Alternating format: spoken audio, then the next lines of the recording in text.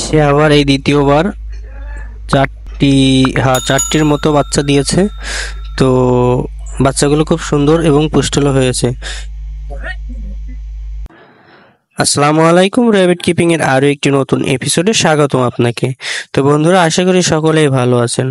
তো আপনাদের দোয়ায় আমিও সুস্থ আছি। তো আজকের ভিডিওতে আমি একটি মূল্যবান বিষয় নিয়ে আলোচনা করব, আসলে যেটি জানা আপনাদের জন্য খুবই গুরুত্বপূর্ণ।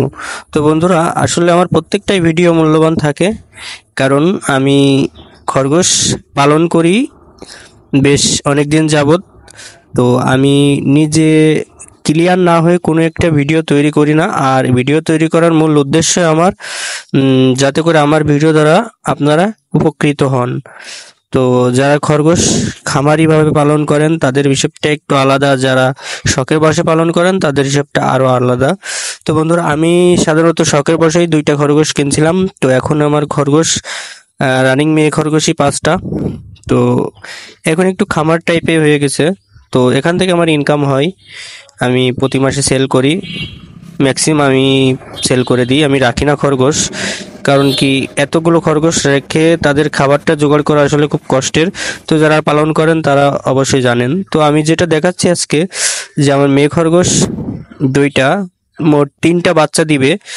তো 2টা একদিন পর, মানে আজ একটা কাল একটা দিবে, আর একটা এদের থেকে 10 দিন পরে বাচ্চা দিবে। তো 3টায় আমি আলাদা রাখছি, কারণ কি গর্ভবতী খরগোশ সবসময় একটু আলাদা রাখাই ভালো, তাদের যাতে অন্য খরগোশ বিরক্ত না করে। যেমন আপনারা হয়তো মানে প্রশ্ন করতে পারেন যে অন্য খরগোশ বিরক্ত কিভাবে করে ভাইয়া।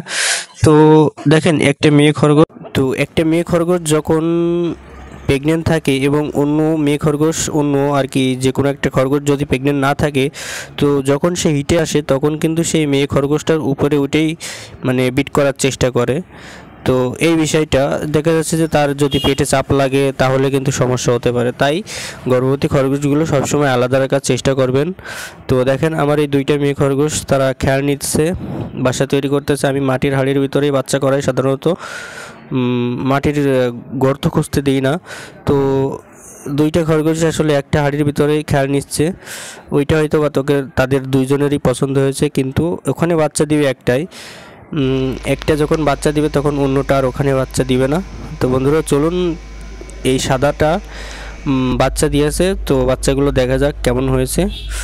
তো আমি তার লোম ছিঁড়েছে, প্রচুর পরিমাণেই ছিঁড়ে, কিন্তু এবার একটু কম ছিঁড়েছে। তো আমি সরিয়ে দেখাই, দেখেন 4টি বাচ্চা দিয়েছে, খুব সুন্দর পুষ্টল হয়েছে। 3টা সাদা হবে আর একটা মানে তার বাবার মতো হবে, তারপরেও সাদা থাকবে। তো 4টা বাচ্চাই ইনশাল্লাহ খুব সুস্থ সুন্দর হয়েছে এবং সুস্থ আছে এখনো পর্যন্ত, কোনো সমস্যা হয়নি। তো এখন একটু গরমের সময়, তো মানে অল্প করে পশম ছিঁড়েছে, এটাই ভালো, কারণ বেশি করে পশম ছিঁড়লে তাদেরও তো গরম আছে। আর এইটা দেখেন, সে কাঁচা ঘাস শুকনা ঘাস দিয়ে বাসা তৈরি করছে। এই সাইডে আর একটা মাটির হাঁড়ি সেট আপ করে দিয়েছি।